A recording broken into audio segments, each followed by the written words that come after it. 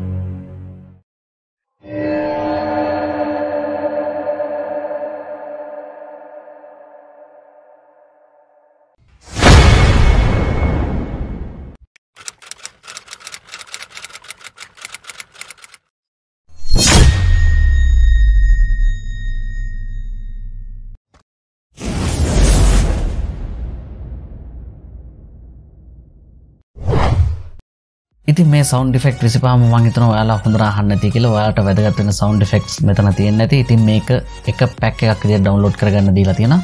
ඉතින් ඔයාලගේ ආසම sound එක මොකද්ද? පල්ලා තියෙන comment section එකේ comment කරන්න. ඒත් එක්කම ඔයාලට මේ sound pack එක වැදගත් වුණා නම් ඒකත් පල්ලා තියෙන comment section එකේ comment එකක් විදිහට දාන්න. ඉතින් ඔයාලා තාමත් මාව subscribe කරලා නැත්නම් පල්ලා තියෙන රතු පාට බටන් එක click කරලා subscribe කරන්න. ඒත් එක්කම bell notification එක click කරොත් මේ වගේ interesting videos ඉක්මනින්ම ඔකට ගාවට ගෙන්න ගන්නත් හැකියාව තියෙනවා.